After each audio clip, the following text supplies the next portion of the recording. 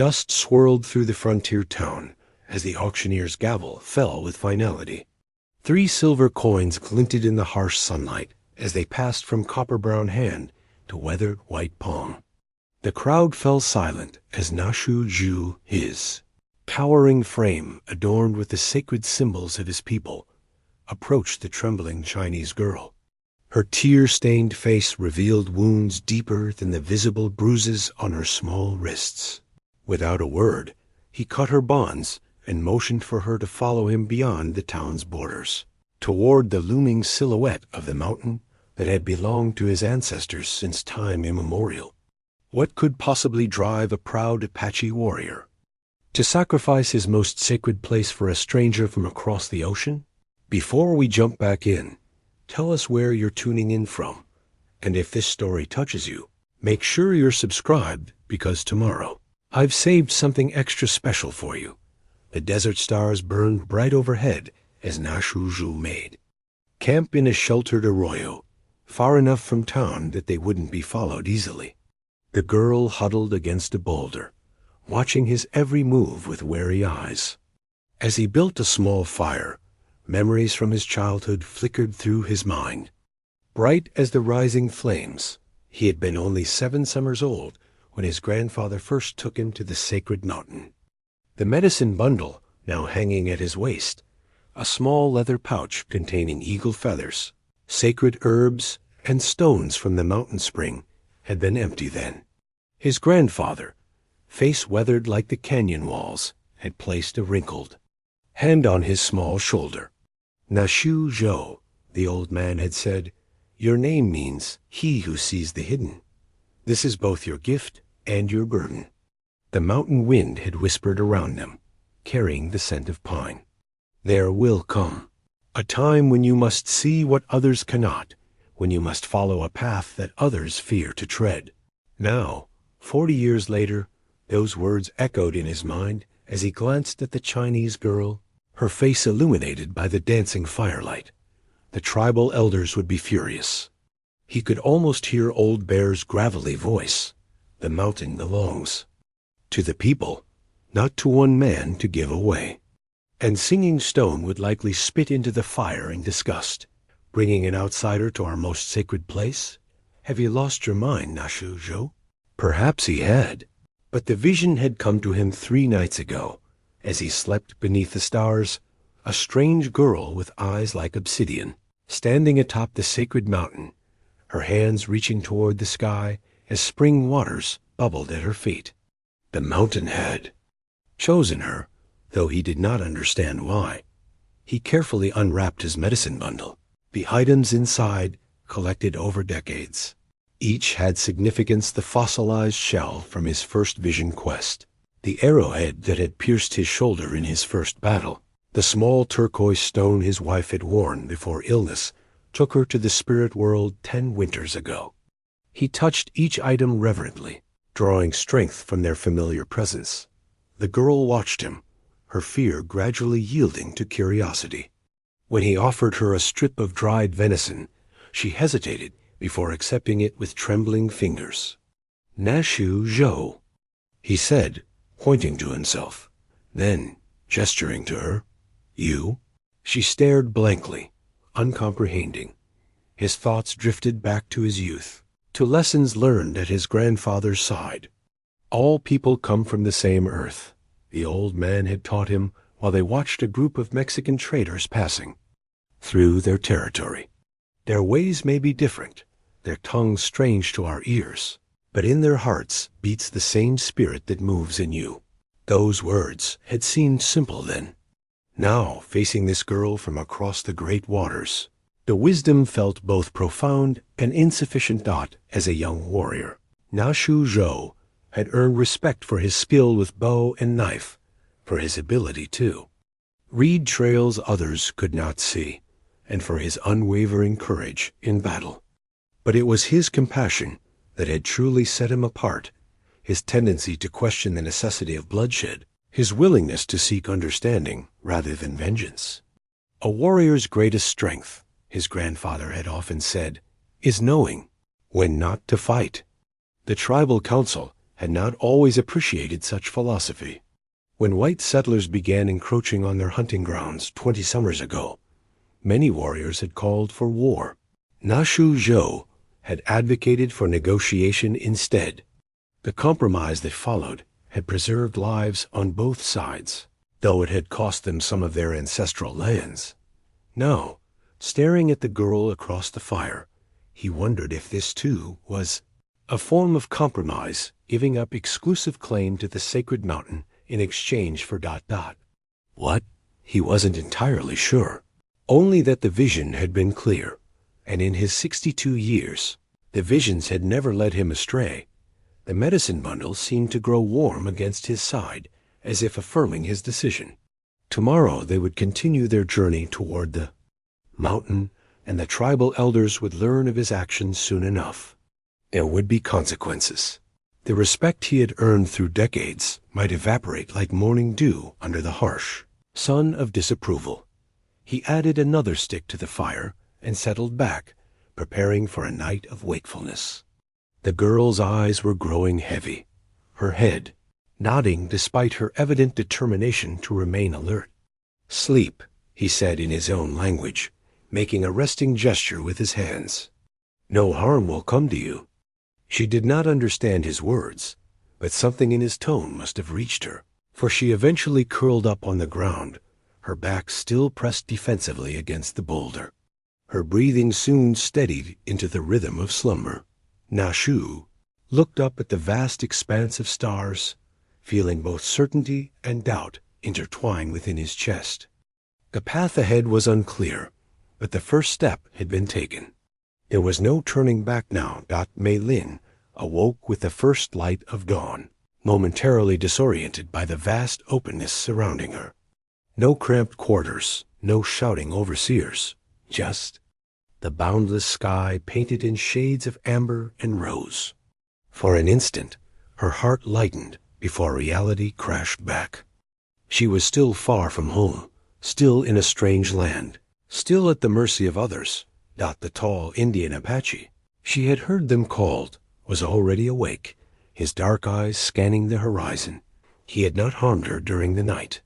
This confused her, as did his purchase of her freedom. 3 silver coins, the exact amount her father had given her before they parted ways. Coins she had kept hidden in her shoe, until the railroad foreman discovered and took them. Her hand moved instinctively to her neck, fingers finding the smooth jade pendant hidden beneath her tattered garment, the last link to her family and homeland. Her mother had pressed it into her palm the day they left their village outside Guangzhou. "This jade has been in our family for 5 generations," her mother had whispered. "It will protect you in the new land." Protection. The word seemed hollow now.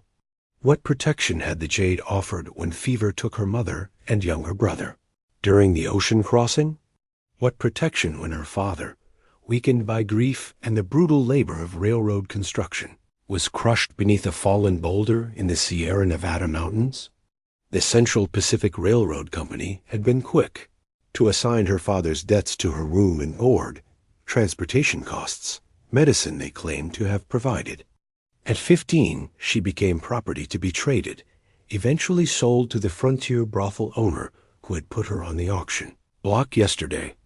She hadn't understood all the words the auctioneer shouted, but the leering faces of the men bidding made their intentions clear enough.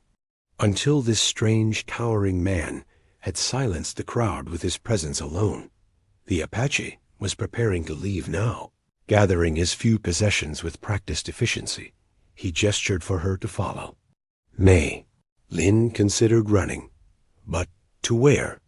The unforgiving landscape stretched endlessly in all directions, and she had no food, no water, no knowledge of this harsh country. As they began walking, her thoughts drifted to the poems her grandmother had taught her. Verses about mountains, and rivers, about endurance and the changing seasons. Her grandmother had been renowned in their village for her poetry and calligraphy, traditions she had begun passing to Mei Lin before fate intervened. "The noble heart bends like bamboo, but does not break," her grandmother often said. Remember this when life's storms blow fiercest. Mei Lin had recited those poems silently during the worst nights on the swaying ship in the squalid railroad, camps in the brothel where she'd been kept for 3 terrifying days before the auction. The words had been her sanctuary when reality became unbearable. Along with poetry, her grandmother had taught her the traditional dances performed during festivals. The lantern dance had been Mei Lin's favorite, its graceful movements telling stories of light prevailing over darkness. During rare moments of privacy, she would practice the steps, if only to remember who she had been before tragedy rewrote her story. The Apache paused ahead, waiting for her to catch up. The mountain he seemed to be leading her toward loomed larger now. Something about its solitary grandeur reminded her of the sacred mountains from her grandmother's tales, places where heaven and earth converged, where mortals might commune. With higher powers, her throat ached with thirst, and as if reading her mind, a man offered a water skin. The gesture was simple but profound. After months of being treated as less than human, the overseer at the railroad camp had spoken a crude mix of Chinese and English. "You Chinese girls," he'd sneered once, "worth less than the mules. At least mules don't complain." She had not complained. Not when her hands bled from washing the workers' clothes in lye soap. Not when she went days without proper food. Not when she was traded to settle a gambling debt, then traded again, each handler more callous than the last. The jade pendant grew warm against her skin as she walked, almost as if responding to her thoughts. Her mother had claimed it possessed spiritual properties that had connected the wearer to ancestors who had passed into the next world. Mei Lin had never been certain if she believed such things, but now, in this strange land with this enigmatic man, she found herself hoping her ancestors were indeed watching over her. The Apache's pace was steady, but not punishing.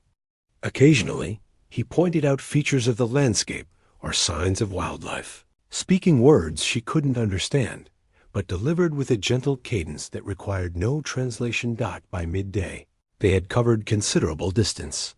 The town was no longer visible behind them, and the mountain dominated the view ahead. Mei Lin's legs ached, unaccustomed to such extended walking, but she pressed on without complaint. Whatever awaited her at the mountain, it seemed preferable to what she had left behind. For the first time since her father's death, a fragile seed of hope took root within her. Not hope for rescue or return to China. Those dreams had withered long ago, but hope for something simpler. A day without fear, a night without dread of what morning might bring. As they continued toward the mountain, she clutched her jade pendant and whispered one of her grandmother's poems, the familiar words, a bridge between past and uncertain future.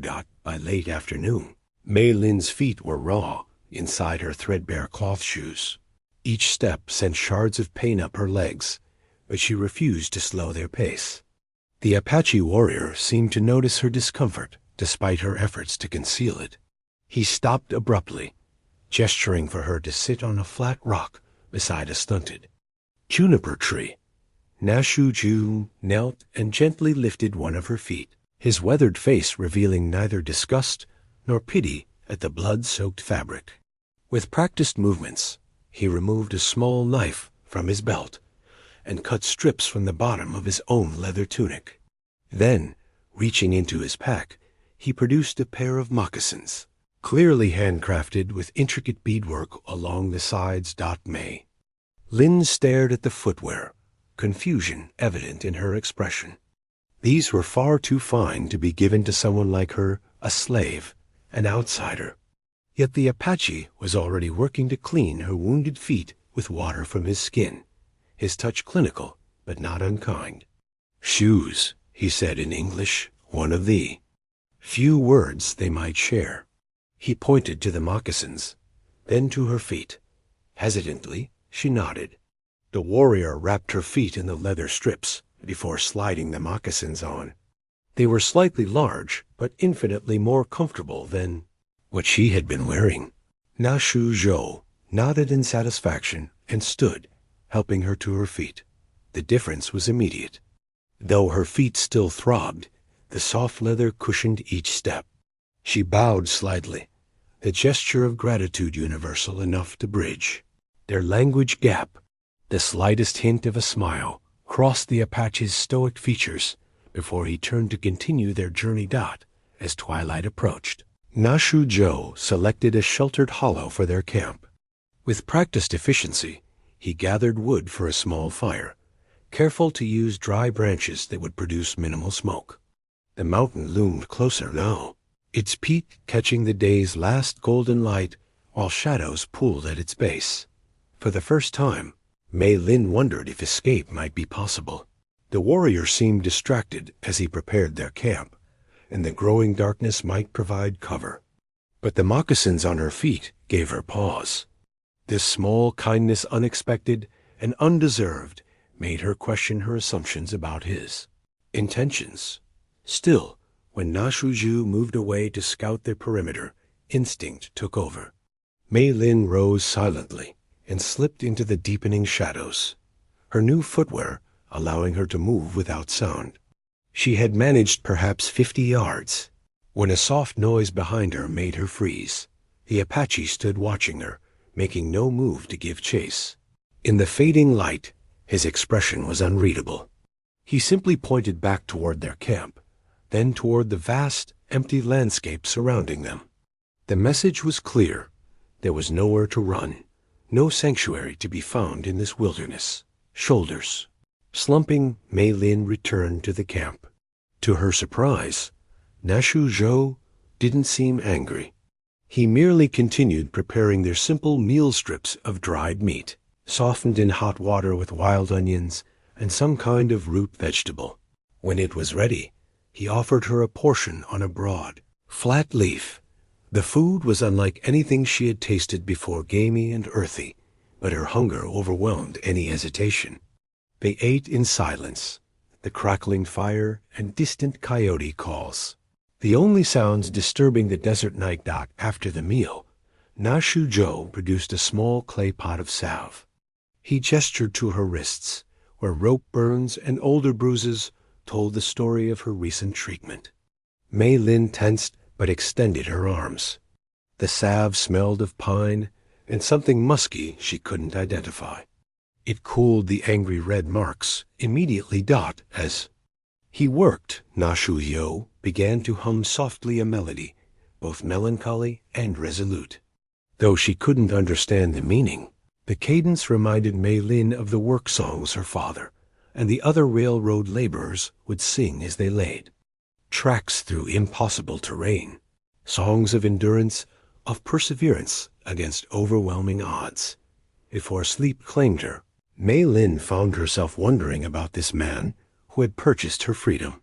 In her experience, men wanted something in return for such actions. Yet Apache had maintained a respectful distance, offering only practical assistance and necessary sustenance. His behavior defied everything she had come to expect from her time in America. The night grew cold, and Náshŭ silently offered her a blanket of woven wool, its geometric patterns visible even in the dim firelight. She accepted it with a small nod, wrapping it around her shoulders. Its weight was somehow comforting, like an embrace from a distant memory. Under the blanket of stars, with the mountain's silhouette standing sentinel against the night sky, Mei Lin allowed herself a moment of tentative trust. Not complete, not unguarded. She had endured too much to surrender caution entirely, but enough to close her eyes without fear of what might happen while she slept. Across the dying embers, Náshŭ kept watch, his dark eyes reflecting pinpoints of starlight as he contemplated the long journey still ahead, not just the physical distance to the mountain, but the greater challenge of bridging the chasm between their worlds.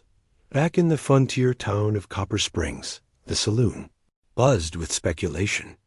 The afternoon's auction had provided fodder for conversation that would last for weeks. Men huddled around scarred wooden tables, whiskey glasses in hand, retelling the story with embellishments that grew more outlandish with each retelling. "Never seen anything like it," declared Hank Willoughby, a cattle driver with more bluster than cattle. "That Apache just walks up, bold as you please, and throws down silver for a Chinese girl. Something ain't right about that.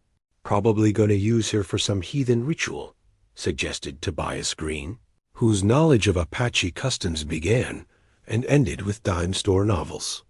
"I heard they sacrifice virgins on mountaintops to bring rain." Sheriff Walter McCready, nursing a coffee in the corner, listened with growing discomfort. At 68, he'd spent over 3 decades wearing the badge in Copper Springs.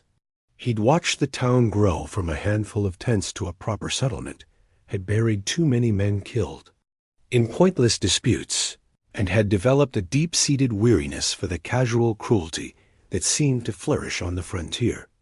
"That's horseshit, Tobias, and you know it," the sheriff finally intervened, his voice gravelly with age and tobacco. "I've known that Apache Náshŭ's you as his name for going on 15 years. He's traded fairly with folks in this town, warned us about raiding parties from other tribes, even helped Doc Jenkins when that fever came through in 68. A silence fell across the table, though it didn't extend to the rest of the saloon. "Then what in tarnation would he want with the Chinese? Girl?" Willoughby pressed. Genuinely perplexed, the sheriff shrugged. "Don't rightly know, but I'd wager my badge it ain't what you're all thinking." Across town, in the dusty back room of Madame Chun's laundry, a different conversation was taking place. Word had spread quickly among the small Chinese community railroad workers mostly, with a handful of merchants and launderers who served the town.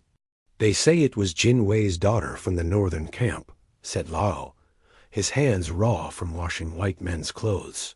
"The one whose father died in the rockslide last winter." Madame Chun, a formidable woman who had survived the journey from Canton to California 20 years earlier, frowned deeply. "That poor child, and now taken by a savage? We must do something." Wang, the oldest among them, shook his head. "What can we do? We have no standing here.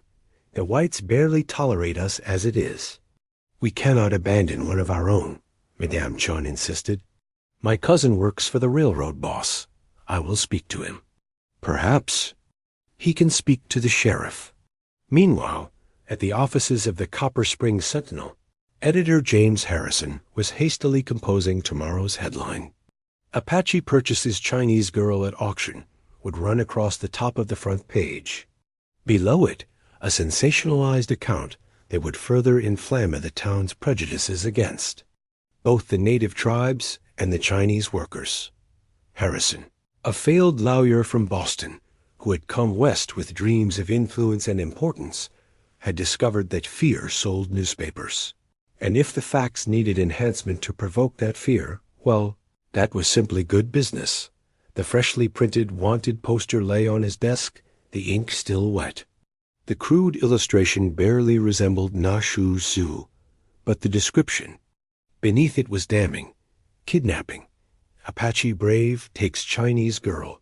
Reward for information leading to her return. There had been no official report of kidnapping, no reward authorized by the sheriff, but Harrison knew such details wouldn't matter once the poster was distributed. People would believe what they wanted to believe. As night fell on Copper Springs, plans were being made. In the saloon, a group of 5 men, fueled by whiskey and bravado, agreed to form a posse at first light. Their stated purpose was rescue. Their unspoken intent ranged from glory-seeking to darker motives. That Indians headed for Apache territory. Sighed Willoughby, now assuming leadership of the self-appointed posse.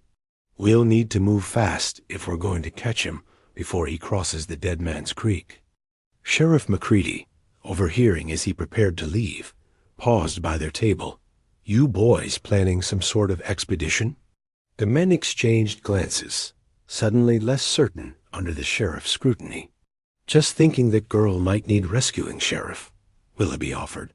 "Being a Christian duty and all." Macready's weathered face revealed nothing. I see. Well, you might recall that crossing into tribal lands without cause has been the start of more than one massacre in these parts. Something to consider before you mount up. He stepped out into the cool night air, troubled by the brewing situation. At the end of the street, he could see Madame Chun entering the telegraph office, no doubt sending word to the Chinese workers at the railroad camp.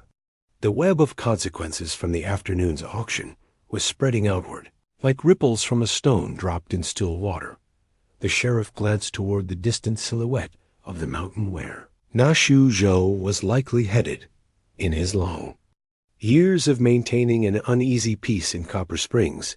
He had developed a grudging respect for the Apache warrior. Whatever Náshŭ's reasons for his actions today, Macready doubted they were as sinister as the town wanted to believe. A sigh, he decided he would saddle up in the morning as well, not to join the posse, but to make sure those hotheads didn't start a war they couldn't finish, and perhaps to ensure that whatever was happening with the Chinese girl and the Apache warrior was truly what it appeared to be. Dawn broke with a chew. Painters flourished crimson streaks, giving way to amber and gold as the sun crested the eastern horizon. Náshŭ was already awake, his morning prayers completed in the hushed moments before first light. Mei Lin stirred beneath her blanket, momentarily disoriented before memory flooded back. They ate a sparse breakfast of dried berries and what remained of yesterday's meat. Náshŭ studied the distant mountain with keen eyes, calculating their route for the day. The foothills had given way to steeper terrain, the path ahead increasingly rugged. He gestured for Mei Lin to follow, then paused, considering. From a hollow juniper branch near their camp, he fashioned a walking stick, working quickly with his knife to strip away rough edges.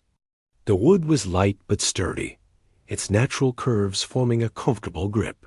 With practiced hands, he began carving symbols into the surface, sinuous lines representing water, angular patterns depicting mountains, and stylized figures of animals, sacred to his people.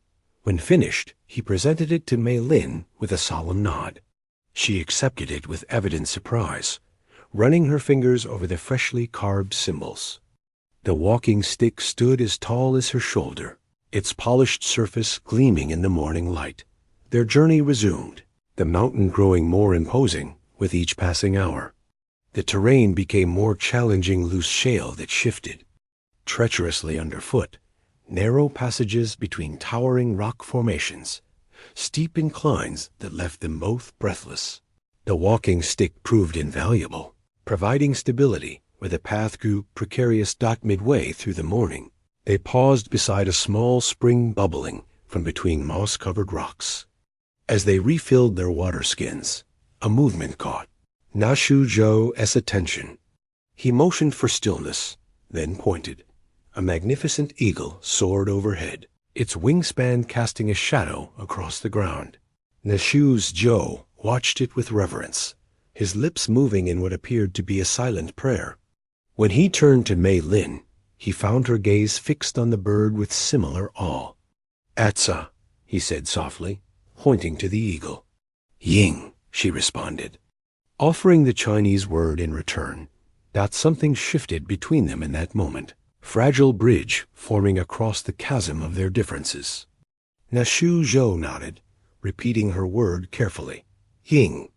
As they continued upward, Náshŭ began pointing out features of the landscape, naming them in his language, and waiting for Mei Lin to provide her own words.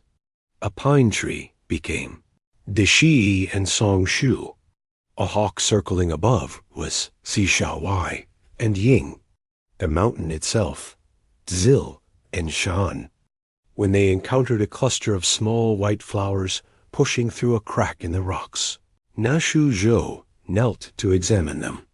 These blooms had significance. They grew only near the sacred springs that dotted the mountain slopes. He gestured for Mei Lin to look closer, explaining through gestures that these flowers heralded water, life in the midst of Stone. She seemed to understand, pointing to similar flowers growing nearby, then making a drinking motion. Náshŭ nodded, impressed by her perception. Following the trail of blossoms, they discovered another spring, this one larger than the first, forming a shallow pool before continuing down the mountainside in a slender silver ribbon. Here they rested longer, the cool water refreshing after their exertion. Náshŭ removed a small bundle of herbs from his pouch, crumbling some into the spring with murmured words of thanks. He offered a pinch to Mei Lin, demonstrating how she should cast it upon the water. After a moment's hesitation, she mimicked his actions, her movements uncertain but willing. The Apache nodded approval, then pointed to a series of pictographs visible on a smooth rock face behind the spring. Ancient images, faded but still discernible hunters with bows, deer and buffalo, spiraling symbols representing wind and water, and most prominently, a mountain with a spring flowing from its peak. Mei Lin studied the images with evident fascination. Hesitantly, she knelt and used her finger to draw in the damp sand beside the cool, simple Chinese characters for mountain, water, and sky. Náshŭ watched intently, recognizing that she was sharing something of her own culture in return. Afternoon shadows lengthened. They continued their ascent. The path narrowed further, in places barely wide enough for single-file passage.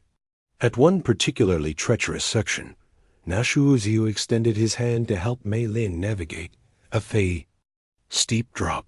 After a moment's hesitation, she accepted his assistance, her small hand disappearing within his larger one. Near dusk, they reached a natural shelf on the mountainside, a flat expanse protected by an overhanging rock face that would serve as their shelter for the night. From this vantage point, they could see for miles in every direction. The frontier town was barely visible in the distance, a cluster of tiny structures overwhelmed by the vastness of the landscape. As Náshŭ prepared their camp, Mei Lin stood at the edge of the shelf, gazing outward. For the first time since leaving China, she felt something akin to peace. The immensity of the view somehow put her troubles in perspective. Her suffering, though real and profound, was but a small thread in the greater tapestry of the world. When darkness fell, bringing with it a canopy of stars more brilliant than she had ever seen, Mei Lin found herself seated beside Náshŭ at the small fire. The walking stick he had crafted for her rested across her lap, its carved symbols telling stories she yearned to understand. The mountain loomed above them, no longer ominous, but somehow protective, as if they had entered a realm apart from the troubles that plagued the world below. And the Apache encampment, nestled in a protected valley 3 miles east of the sacred mountain. News arrived with the setting sun. A young hunter named Swift Deer had witnessed Náshŭ's purchase of the Chinese girl at the auction in Copper Springs. By nightfall, the story had spread through the camp like wildfire. The tribal elders gathered in the central lodge, their faces grave in the flickering light of the central fire. The ceremonial pipe, crafted from red clay and adorned with eagle feathers, passed from hand to hand as they debated the implications of Náshŭ's actions.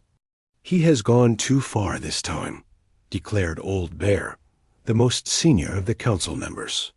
His face, deeply creased from 8 decades of sun and wind, was set in stern disapproval. "First, he advocates peace with the white settlers when we should fight. Now he brings an outsider to our most sacred place." Dancing Hawk, a warrior in his prime, who had long respected Náshŭ's wisdom, shook his head. There must be purpose in his actions. Náshŭ has never acted without reason, scoffed Broken Knife, whose hatred of outsiders had only intensified after losing his son in a skirmish with cavalry soldiers.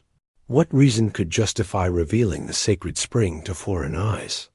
The mountain has belonged solely to our people since the Great Spirit raised it from the earth. Morning Star, one of the 2 women permitted on the council, took the pipe and drew deeply before speaking. Her voice, though soft, commanded attention. You speak as if the mountain belongs to us, she said, exhaling smoke toward the central fire. But our oldest stories teach that we belong to the mountain. It was here before the first Apache walked these lands. It will remain when the last of us returns to dust. Uneasy silence followed her words.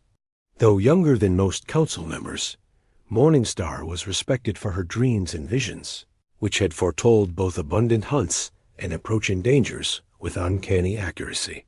Have you dreamed of this, then? Asked Old Bear, his tone softening slightly. Did you see the Chinese girl coming to our sacred mountain? Morningstar shook her head. I have not. But I dreamed 3 nights ago of new songs being sung on the mountain peak, songs in a tongue I did not recognize, yet somehow understood in my heart. And in this dream, the spring flowed more abundantly than it has in generations. The elders exchanged troubled glances. Signs and dreams held powerful significance in their culture, not to be dismissed lightly. Yet tradition also demanded protection of sacred knowledge from outsiders. Náshŭ is my oldest friend, said Gray Wolf, a warrior of 60 winters who had hunted and fought alongside Náshŭ since boyhood. But even I cannot understand this action. The mountain's rituals are for our people alone. They are what sustained us through the harshest winters, the longest droughts, the most brutal wars. He tapped the ashes from the pipe, a gesture signifying the gravity of his next words. I will find him. I will hear his explanation directly, not through the words of others. Then I will judge whether his vision guides him truly, or if age has finally clouded his once clear sight. Old Bear nodded slowly. This is wise. But you must also remind him of his duty to the people. If his actions threaten the sacred mountain, he must be stopped, friend or not. As the council continued their deliberation, outside the lodge, Soaring Eagle Náshŭ, 19-year-old grandnephew, listened intently. When the decision was made to send Gray Wolf in search of his great-uncle, the young man slipped away to his own dwelling to prepare. Though not invited, he was determined to accompany Gray Wolf. Not only was Náshŭ his blood, but the old warrior had been teaching him the sacred songs and stories, preparing him to someday become a keeper of tribal wisdom. Meanwhile, in her own lodge, Singing Bird, the tribe's eldest woman and most respected healer, sat alone with her thoughts. Unlike the others, she felt no outrage at Náshŭ's actions. Instead, a strange sense of expectation filled her ancient heart. Nearly blind now, her inner vision had grown only sharper with age. So it begins, she murmured to herself, her gnarled fingers tracing patterns in the dirt floor. The prophecy of the stranger who brings new songs to the mountain. The prophecy was older than anyone living, passed down through generations of healers. Singing Bird had learned it as a girl from her grandmother, who had heard it from her grandmother before her. Few now remembered these words, dismissed as ancient nonsense by younger generations. When the waters run thin and the people grow distant from the old ways, a stranger will come to the sacred mountain. Neither friend nor foe, neither of our blood nor of the white man's, this stranger will bring songs from beyond the great waters. The mountain will recognize these songs as its own, spoken in a different tongue, but carrying the same spirit. And from this union of distant worlds, the spring will be renewed, flowing strong enough to nourish all who come in peace. Singing, Bird nodded to herself, a smile creasing her weathered face. Tomorrow she would speak to Morningstar about the prophecy. But tonight she would pray for Náshŭ and the Chinese girl that they would find safe passage to the mountain's peak, where the oldest magic waited to be awakened that morning. Arrived with a gentle mist clinging to the mountainside, softening the rugged landscape into something almost ethereal. Náshŭ and Mei Lin continued their ascent, the path growing steeper as they climbed higher. The air thinned, each breath requiring more effort, yet somehow feeling purer, more invigorating. During a rest beneath an ancient pine, Náshŭ noticed Mei Lin studying a line of ants marching across the ground, carrying seeds many times their size. She glanced up, caught his gaze, and pointed to the industrious insects. Then, to his surprise, she cleared a small patch of dirt and began drawing in it with a stick. Her strokes were precise, almost artistic. First, she drew an ant, simple but recognizable. Beside it, she made a different mark, a complex character, unlike anything in Apache writing. She pointed to the ant, then to the character, repeating a word. Mayo. Náshŭ understood immediately. Leaning forward, he pointed to the ant and said, Kalshin. Then he drew his own symbol for ant, a simpler, more geometric design used in tribal pictographs. They exchanged small smiles of accomplishment. Encouraged, Mei Lin drew more images: the sun, a tree, water, a mountain. Each time she provided the Chinese character and word, while Náshŭ offered the Apache equivalents. Their impromptu language lesson continued for nearly an hour, both teacher and student by turns, until the dirt patch was covered with a blending of two ancient writing systems. Before they departed, Náshŭ produced a flat piece of birch bark and a small pouch of natural pigments. Using a thin bone stylus, he transferred their drawings to the bark, creating a permanent record of their shared vocabulary. He worked with unexpected delicacy for hands so large, his movements precise and measured. Mei Lin watched, fascinated by his artistry. When he finished, he handed the bark to her. She accepted it carefully, recognizing the significance of the gift. This was more than a language tool. It was acknowledgment of her as a person worthy of communication, of understanding. As they continued upward, Náshŭ began pointing to objects they passed, naming them in his language, and waiting for Mei Lin to respond with hers. Jin was met with Shŭ for tree, Ti with Shŭ for water, Yi with a confused look until he pantomimed greeting someone, and she offered Ni Hao in return. By midday, they had developed a rudimentary system of communication, combination of words from both languages, gestures, and drawings. When they stopped to eat dried meat and wild berries gathered along the way, Náshŭ attempted his first sentence in their hybrid language, pointing to the mountain peaks still looming above. Then to the sun, he combined words and gestures. We reach mountain top when sun there. His finger traced the sun's path to a position low in the western sky. Mei Lin nodded to show understanding, then surprised him by responding with her own composite sentence. Mountain very high. Why we go? The question gave him pause. How could? He explained the sacred spring, the rituals, the vision that had led him to bring her here. In lieu of words, he reached for the birch bark, adding new drawings. A spring bubbling from mountain rock, stick figures performing ceremonial movements, plants growing with renewed vigor around the water source. Mei Lin studied the images, her brow furrowed in concentration.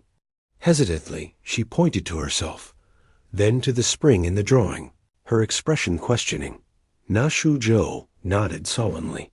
You belong there, he said haltingly, using a mix of English words he had learned through trading with settlers. I see, in dream. Understanding dawned in her eyes, not complete comprehension, but recognition that his actions were guided by something deeper than mere impulse. She nodded slowly, then added a new drawing to their bark, a small female figure standing beside the spring, hands raised toward the sky. The simple addition moved him deeply. She was not merely accepting her role in his vision. She was embracing it, adding her own interpretation. In that moment, Náshŭ felt confirmation that his vision had guided him truly, despite the consequences he would face from his tribe. Their journey resumed with renewed purpose.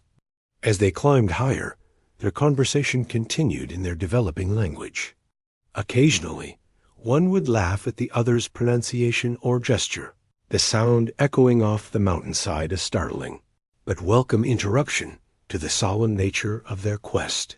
By late afternoon, they had created a functional, if limited, means of communication. Using their picture bark, gestures, and growing vocabulary, they managed to exchange simple ideas about their lives, their cultures, and the immediate challenges they faced. When a sudden mountain shower forced them to seek shelter beneath an overhanging cliff, they huddled together against the cold. In halting phrases and patient drawings, Náshŭ explained how the mountain rain was considered a blessing, from the spirit's water given freely from the sky to nourish the earth below. Mei Lin, in turn, shared a Chinese proverb about rain nurturing the fields that feed the people. Though simplified by their communication limitations, the essence of her people's wisdom shone through. Náshŭ nodded in recognition of the parallel beliefs, another thread connecting their seemingly disparate worlds. As the rain tapered off and they prepared to continue their climb, Mei Lin carefully tucked their bark book, as she had come to think of it, into her tattered garment. The physical weight was negligible, but its significance grew heavier with each new word, each shared concept, each small bridge built between worlds that had never been meant to meet. By late afternoon of the third day, the air had grown noticeably cooler as they neared the mountain's upper reaches. Pine and juniper gave way to hardier alpine shrubs, and the path narrowed further, winding through stone formations weathered by centuries of wind and water. Náshŭ paused frequently, scanning the terrain with practiced eyes.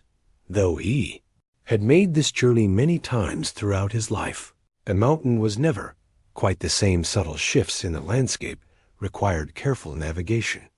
Mei Lin followed attentively, her borrowed moccasins moving with increasing confidence over the challenging terrain. When they rounded a final bend in the path, Náshŭ stopped abruptly, raising his hand in a gesture that Mei Lin now recognized as a call for silence. He stood motionless, head slightly bowed, lips moving in what appeared to be prayer. After several moments, he beckoned her forward. Before them lay a natural basin in the mountainside, a hollow cradled between rocky outcroppings. At its center, a spring bubbled from a crevice in the stone, the water crystal clear and catching the late afternoon light in dazzling patterns. The pool it formed was perhaps 20 feet across, its surface perfectly still except where the spring fed it. Around the water's edge grew flowers unlike any Mei Lin had seen before, delicate white blossoms with pale blue centers that seemed to glow with an inner light.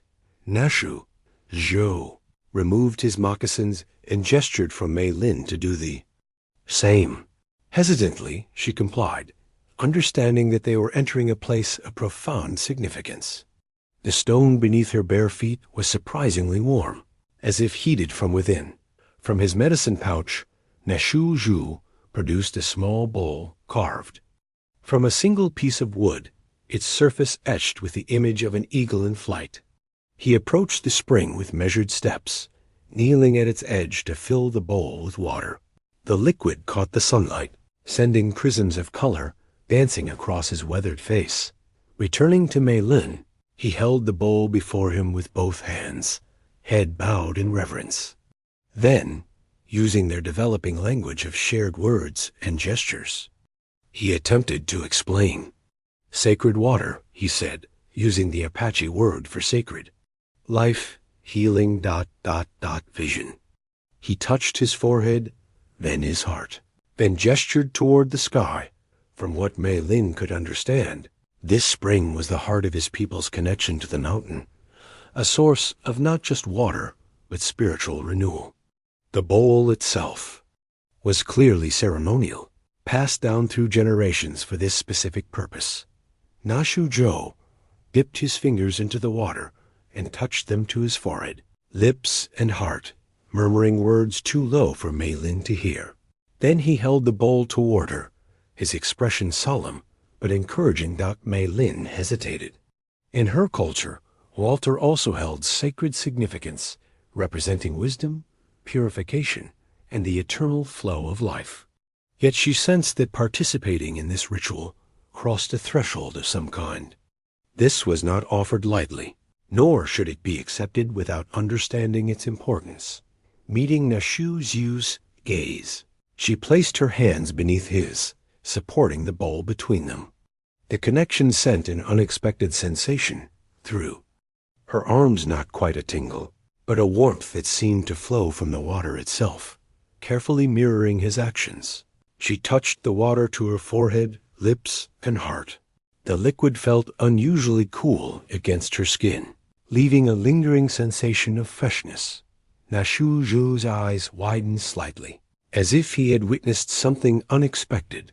He nodded once, then returned the bowl to the spring, refilling it completely. This time, he carried it to a flat stone near the pool's edge and placed it in a shallow depression that seemed shaped precisely for this purpose. From his pouch, he retrieved a small bundle of herbs bound with sinew. Crushing them between his palms, he sprinkled the fragments over the water's surface, where they formed intricate patterns before slowly sinking. Then he began to sing a low melodic chant that rose and fell like the wind through mountain passes. Sound resonated through the basin, seeming to come from all directions at once. Mei Lin stood transfixed, feeling the vibrations in her chest as much as hearing them with her ears. Though she couldn't understand the words, their meaning somehow transcended language, a prayer, a welcome, a blessing that needed no translation. As Náshŭ sang, he gestured for Mei Lin to join him by the stone. Kneeling beside him, she watched as he dipped an eagle feather into the herb-infused water and drew a symbol on the stone's surface. The water left a temporary mark that glistened briefly before evaporating in the mountain air. Náshŭ's song shifted, becoming more rhythmic. He offered the feather to Mei Lin, guiding her hand to dip it into the bowl. With gentle pressure on her wrist, he helped her trace another symbol alongside his own, a complement, a response, a completion of the pattern he had begun.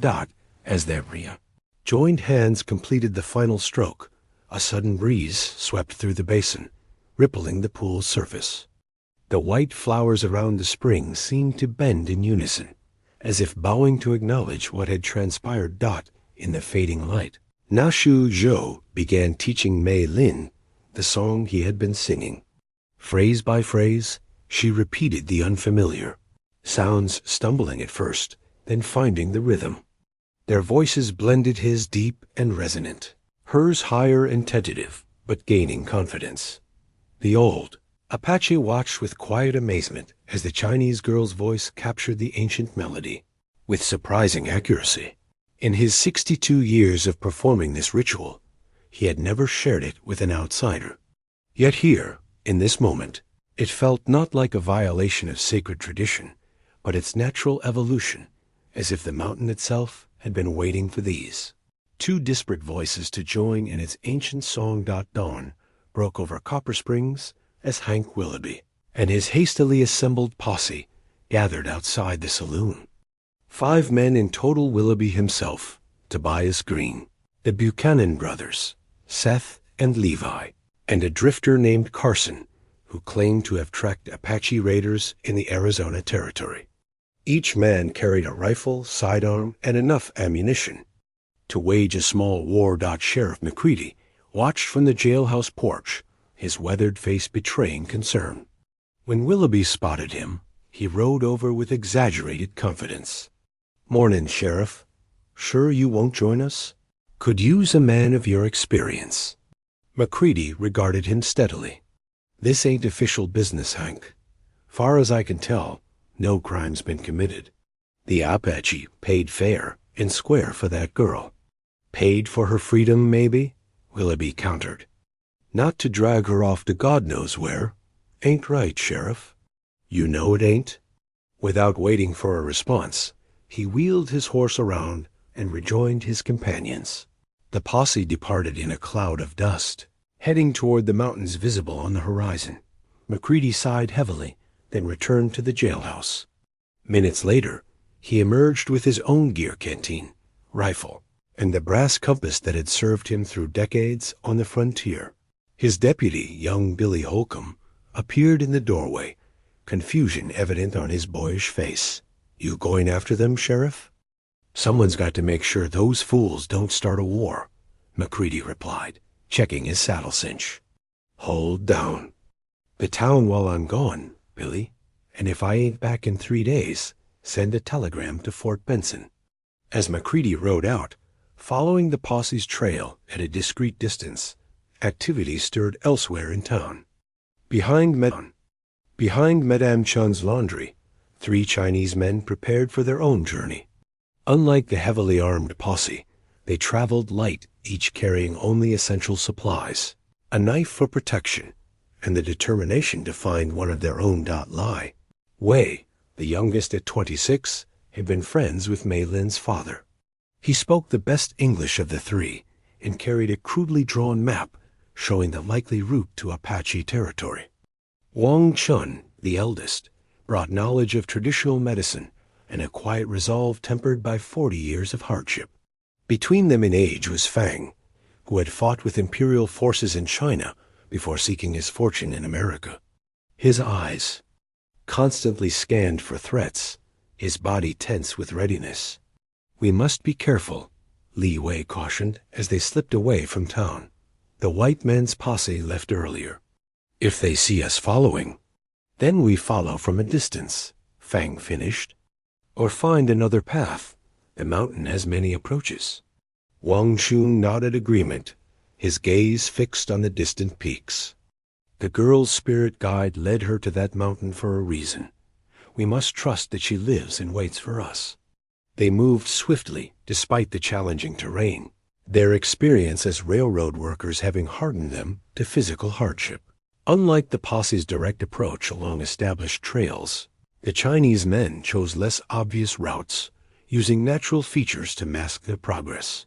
Meanwhile, Willoughby's posse struggled more than anticipated. By midday, they had lost the trail twice, the broken compass they carried proving unreliable in the shadow of the mountain's magnetic ore deposits. Frustration mounted with the heat, tempers fraying as they debated which path to follow.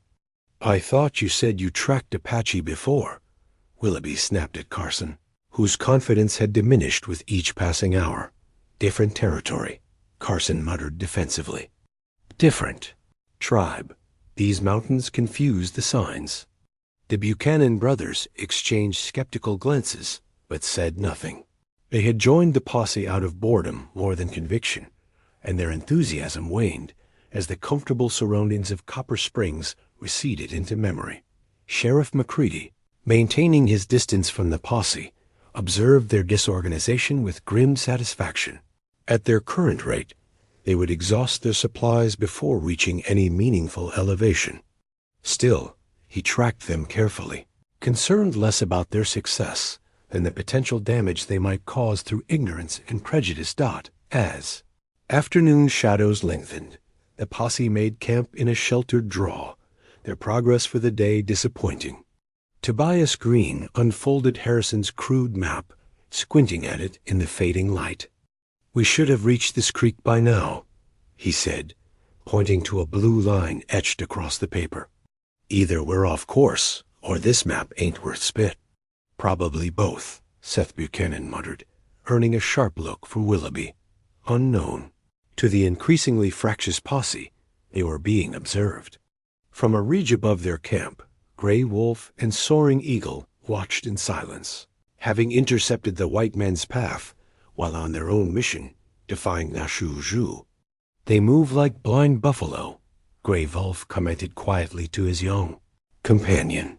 "Loud, clumsy, dangerous only because they do not see what is before them." Soaring Eagle nodded, his youthful face solemn. "Will they reach the sacred spring? Not at their current pace. The mountain does not welcome those with hatred in their hearts. But we must warn Náshŭ nonetheless." As darkness settled, over the mountain, 4 separate groups navigated its slopes, each with different intentions, different understandings of what was at stake. Sheriff Macready made his solitary camp, calculating distances and likely routes in his mind. The Chinese men continued their ascent even after sundown, their determination outweighing caution. The posse bedded down with diminishing confidence, but persistent prejudice, and the two Apache warriors moved like shadows through familiar terrain, their knowledge of the mountain's paths allowing them to advance swiftly despite the darkness above them all. Near the sacred spring, Náshŭ and Mei Lin remained unaware of the approaching convergence focused entirely on the ancient ritual unfolding between them, the fragile bridge forming between cultures separated by oceans and centuries of divergent history. Morning at the mountain spring brought crystalline clarity to the air and a sense of suspended time. Náshŭ rose before dawn to perform the ritual cleansing, immersing his hands in the spring water as the first light touched the eastern horizon. Mei Lin awoke to find him crafting a simple flute from a hollow reed that grew near the water's edge. His fingers moved with practiced precision, measuring the distance between the sound holes he carved with the tip of his knife. When finished, he tested the instrument, producing a haunting series of notes that echoed against the stone walls surrounding the spring. "Today," he said in their developing shared language, "you learn songs, old songs, mountain songs." From his medicine bundle, he removed a small pouch of red ochre. With this, he drew symbols on his face, 2 parallel lines across his cheekbones, and a single vertical line from forehead to chin. After a moment's consideration, he offered the ochre to Mei Lin. She hesitated, understanding the significance of the gesture. This was no mere decoration, but a sacred marking for a ritual she was only beginning to comprehend. With careful movements, she applied similar markings to her own face, guided by Náshŭ's approving nods. "First song," he explained, "calls the morning." He demonstrated with the flute, playing a melody that began low and gradually ascended, like the sun climbing above the horizon. The notes seemed to vibrate through the basin, causing ripples in the spring's surface, though no wind disturbed it. Náshŭ taught her to accompany the flute with her voice, using sounds rather than words, tones that rose and fell in harmony with the instrument. At first, Mei Lin struggled to match the unfamiliar intervals, but her innate musicality soon allowed her to follow the melodic patterns. After practicing the morning song several times, Náshŭ began teaching her the words ancient Apache, syllables that spoke of awakening, renewal, and gratitude for the day's beginning. He was patient but exacting, correcting her pronunciation until she could recite the phrases with reasonable accuracy. "Song has power," he explained, using gestures to reinforce concepts their limited shared vocabulary couldn't fully express. "Words shape ... world." He pointed to the spring, then to his lips, then made a circular motion encompassing the entire basin. "Right words, spoken right way. Make harmony." Mei Lin nodded, recognizing parallels to Chinese philosophical concepts she had learned from her grandmother, the belief that properly spoken words could influence the natural order, bringing balance or discord depending on their usage. By midday, they had progressed to the second ritual song, a more complex melody that Náshŭ explained was for healing and purification. This one required specific movements along with the singing. Hands dipped in the spring water, then raised to the sky in offering, followed by circular gestures that mimicked the water's eternal cycle from earth to sky and back again. As they practiced together, something remarkable occurred.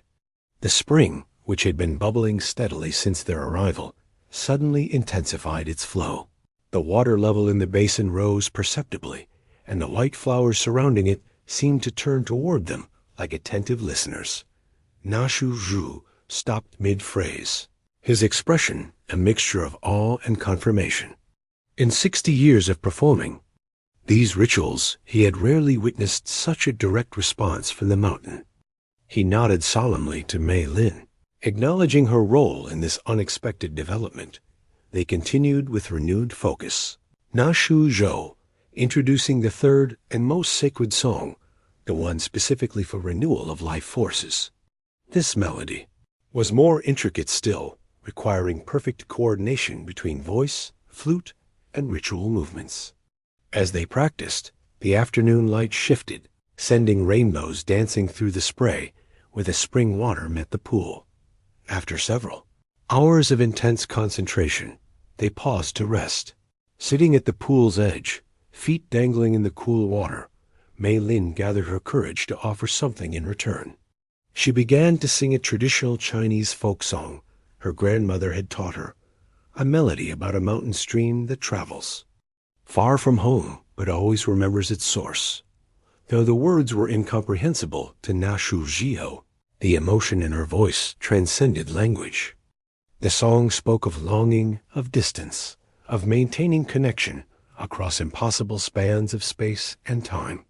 Its pentatonic structure contrasted with the Apache melodies yet complemented them in unexpected ways. Náshŭ listened intently, his head slightly tilted, eyes closed in concentration. When she finished, he remained silent for several moments before reaching for his flute.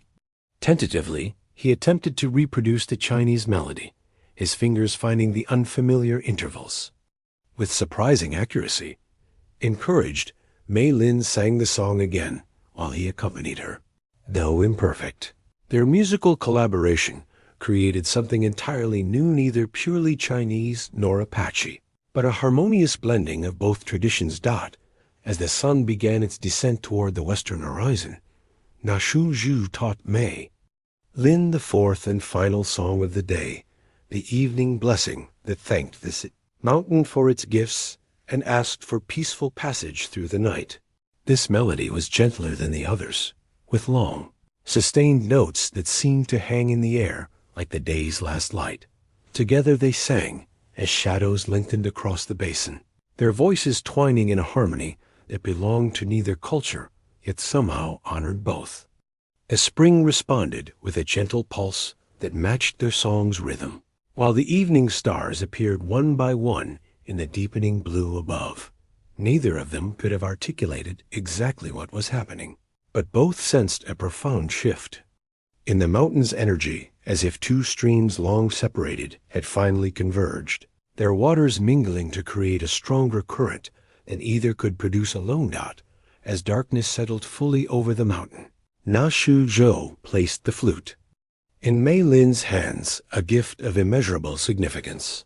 She accepted it with appropriate reverence, understanding that she was now a keeper of songs that had previously been passed only within the Apache tribe for countless generations. The first warning came just before dawn, a rhythmic pattern echoing through the mountain air. 3 short beats, a pause, then 2 longer ones. Náshŭ was instantly alert, his hand reaching for his knife, even as his mind recognized the signal. The tribal warning drum, used only in times of urgency, and played in the specific pattern that identified the drummer, Gray Wolf. He touched Mei Lin's shoulder gently, placing a finger to his lips when she startled awake. Moving to the edge of the basin, he returned the signal by striking a hollow log with a stone, 3 quick hits and 2 slow, acknowledging that the message was received. "Friend comes?" he explained to Mei Lin as she rose, confusion evident in her eyes. "My people's warrior." "Good man, but—" He paused, searching for words to convey the complexity of what was happening. "Maybe angry. We break old rules." Understanding dawned on her face, followed by fear. She had begun to feel safe with Náshŭ, but the prospect of facing others from his tribe, others who might view her presence as a violation, rekindled her anxiety. Náshŭ saw her apprehension and shook his head firmly. "No harm comes to you. This I promise." The Apache emphasized his words by placing his hand over his heart, a gesture she had come to recognize as one of solemn oath. They didn't have long to wait. Within half an hour, 2 figures appeared on the path leading to the spring one, a man perhaps a decade younger than Náshŭ, but with the same weathered dignity. The other barely more than a boy, his face still showing the softness of youth despite his warrior's bearing. Gray Wolf paused at the basin's edge, his expression unreadable as he took in the scene before him. His oldest friend seated beside a Chinese girl at the tribe's most sacred spring, both bearing the ritual markings of the renewal ceremony. Behind him, Soaring Eagle couldn't conceal his shock, his young eyes widening at what would have been unimaginable just days ago. Náshŭ, Gray Wolf said, his voice neither friendly nor hostile. The council sends me to find you. Náshŭ nodded, having expected no less. And yet you brought Soaring Eagle rather than Old Bear or Broken Knife. You wished to understand before judgment was passed. A flicker of acknowledgment passed across Gray Wolf's face. He had indeed chosen the young man Náshŭ's grandnephew and student deliberately, knowing the boy's presence would temper any confrontation. What you have done, ... Gray Wolf began, his gaze shifting to Mei Lin, who sat perfectly still under his scrutiny. The council speaks of banishment. Soaring Eagle inhaled sharply at this, but remained silent as tribal protocol demanded. Banishment was effectively a death sentence, not from direct violence, but from separation from the tribe's protection and resources. Náshŭ showed no reaction beyond a slight tightening around his eyes. I have followed the vision sent by the mountain, he said simply, as I was taught by my grandfather, and he by his grandfather before him. A vision that told you to bring an outsider to our most sacred place? Gray Wolf's tone remained measured, but disbelief edged his words. To share our oldest ceremonies with one not of our blood? Instead of answering directly, Náshŭ gestured toward the spring. Look at the water, old friend.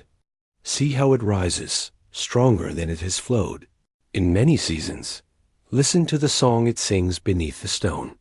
Gray Wolf's eyes narrowed, but he turned his attention to the spring.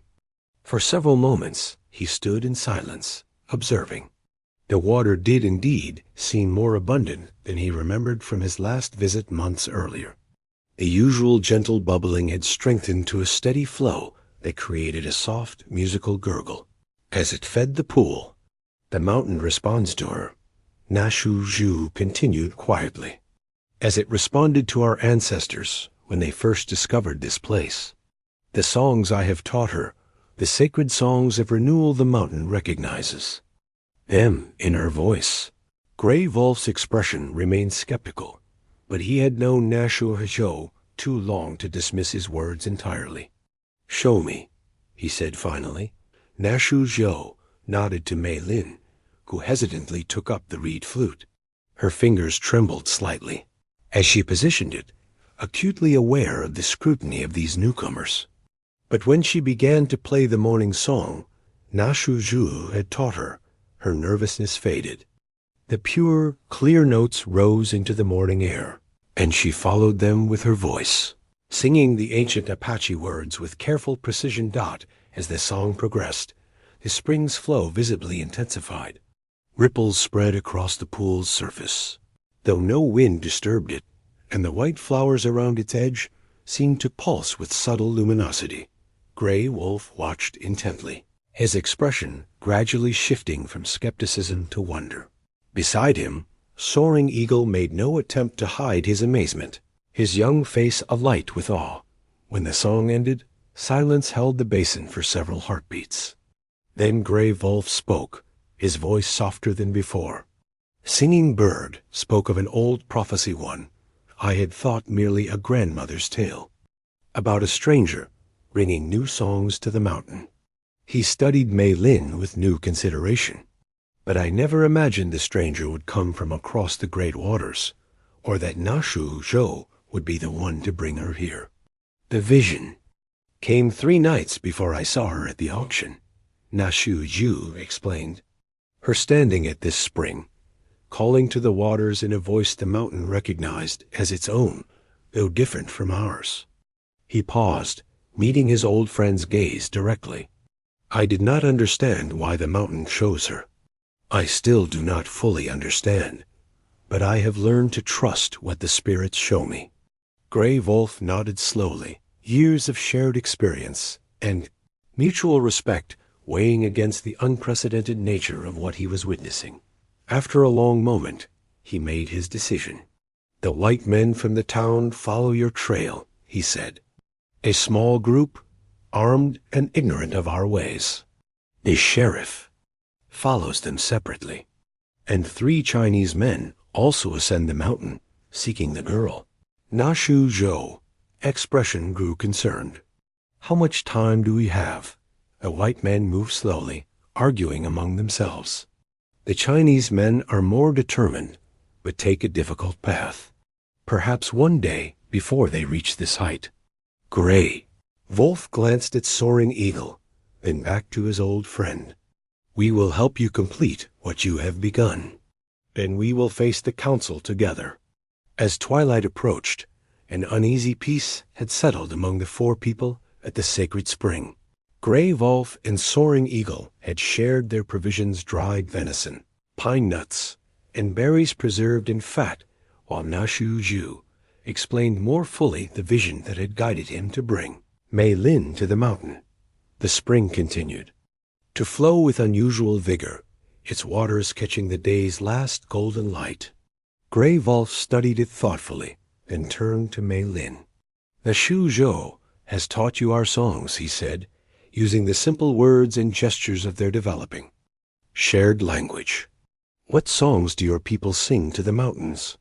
Mei Lin considered the question carefully. Through their limited communication, she understood he was asking not just about music, but about ritual, about how her culture honored sacred places.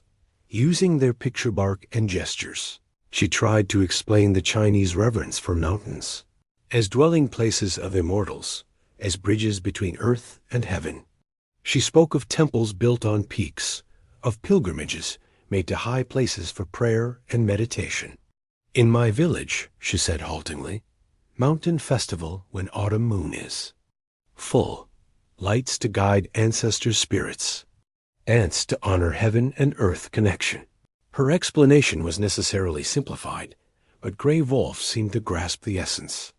"Show us," he said, curiosity evident in his normally guarded expression. "Show us your people's way."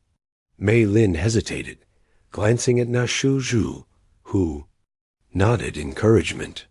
She had participated in his sacred rituals.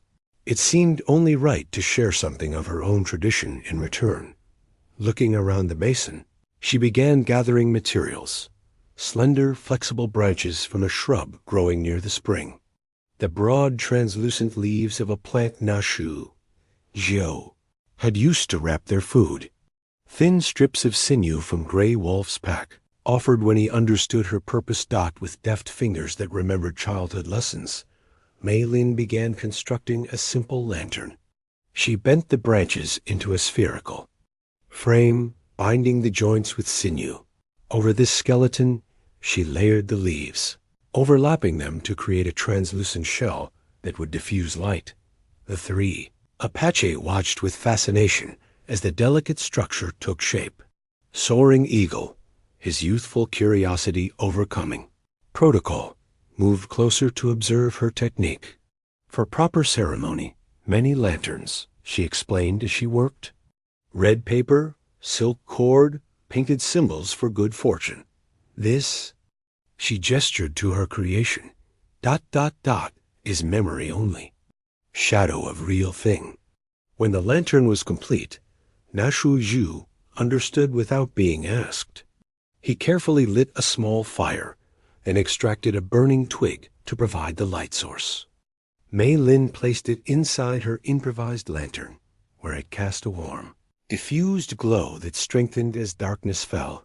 Holding the lantern carefully aloft on a longer branch, Mei Lin moved to a flat area near the spring.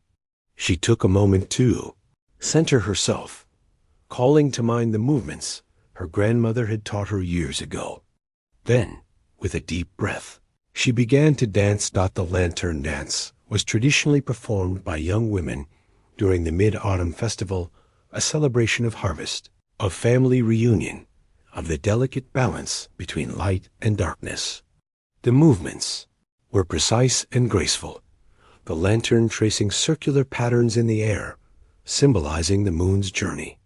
The dancer's body flowing from position to position, representing the changing seasons and the harmony of natural cycles.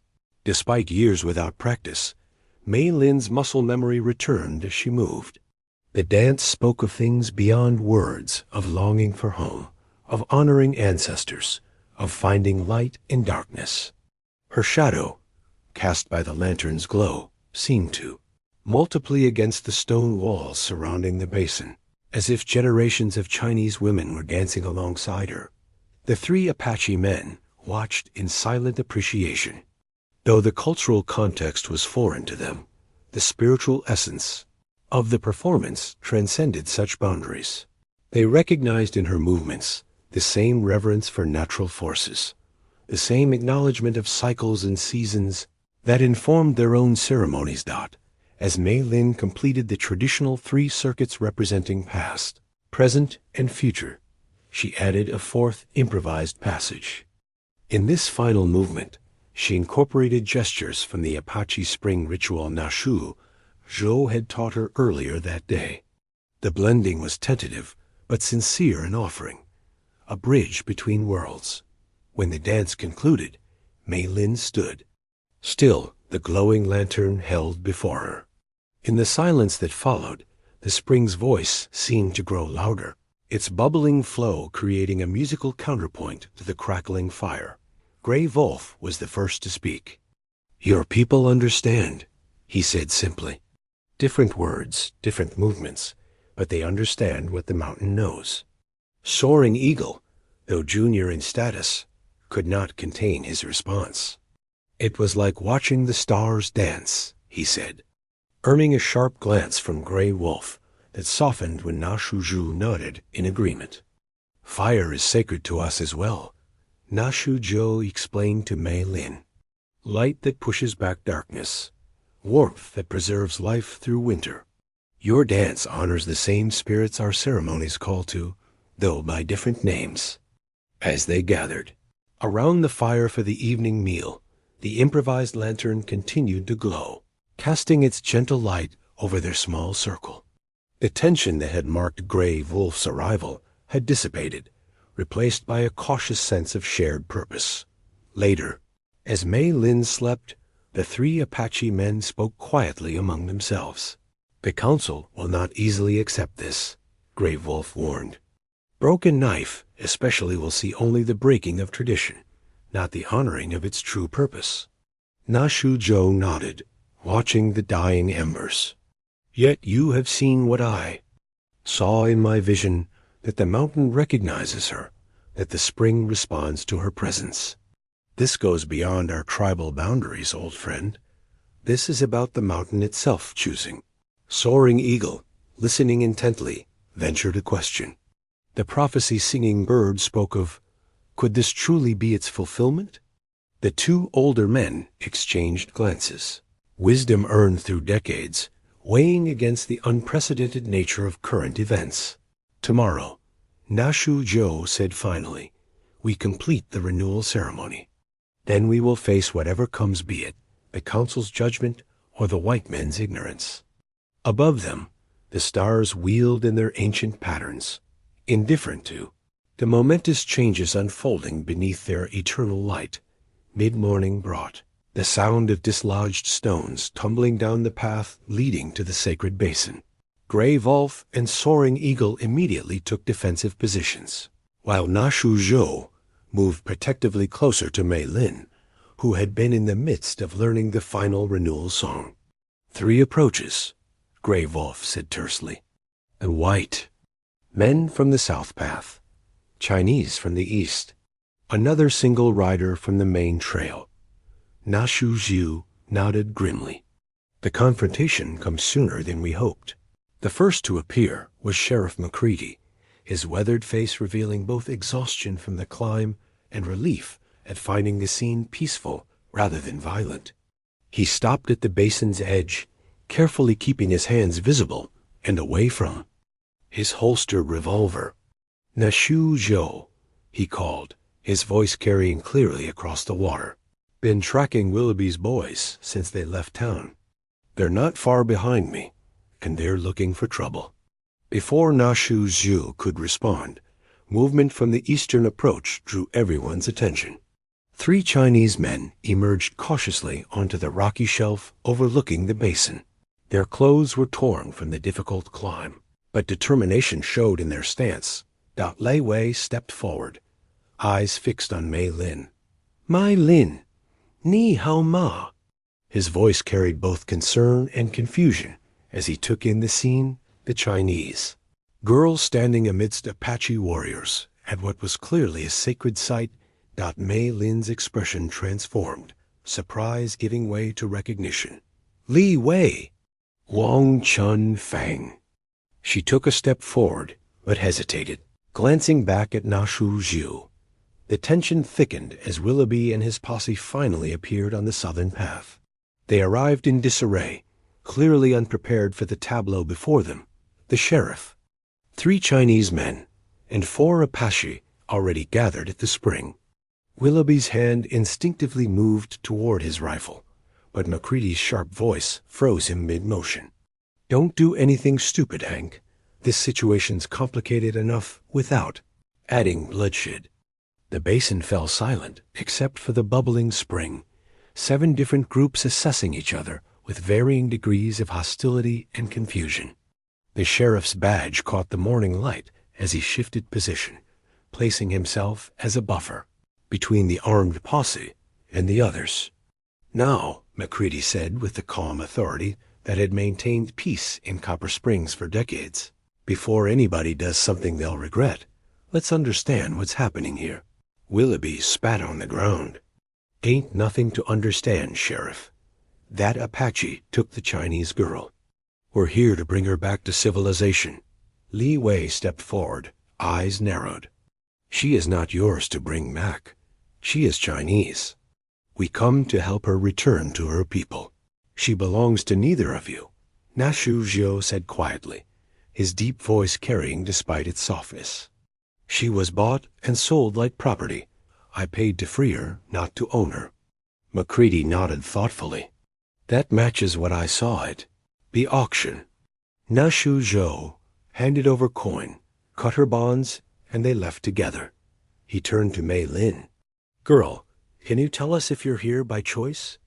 All eyes turned to Mei Lin, who suddenly found herself at the center of this volatile gathering. The language barrier complicated things, but Náshŭ had taught her enough English words for basic communication. "I choose," she said carefully. "He saved me." She gestured to the spring, to the mountain around them. "Sacred place, no harm." Willoughby scoffed. "She's been turned by their heathen ways, probably scared witless." "She looks far from frightened to me," Macready observed. "And considerably better cared for than she was at that auction block." Li Wei conferred briefly with his companions in Chinese, then addressed Mei Lin directly. "We came to rescue you, to bring you back to your countrymen. Are you truly here willingly?" Mei Lin straightened, finding strength in the truth.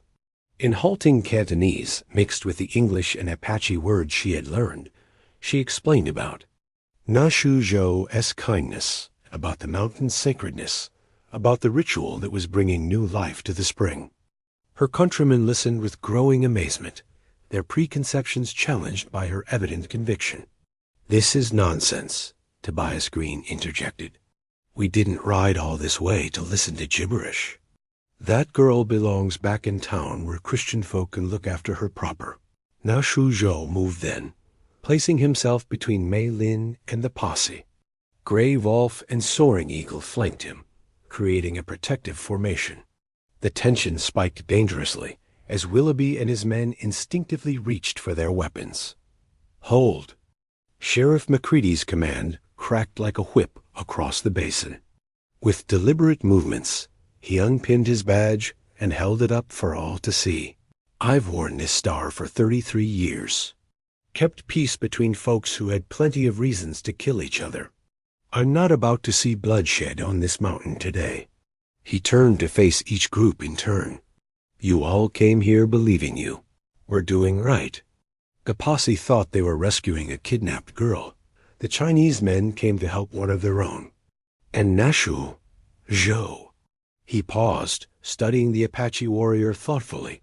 Náshŭ Zhou was following something deeper than any of us might understand. Macready gestured toward Mei Lin. But the only person whose opinion truly matters is this young woman.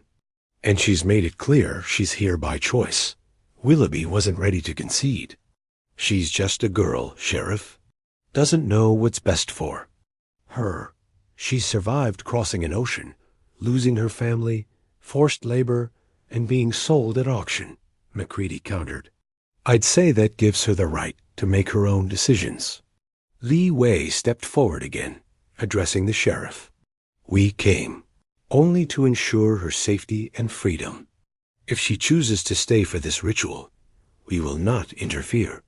He glanced at his companions, who nodded agreement, though uncertainty still showed in their expressions.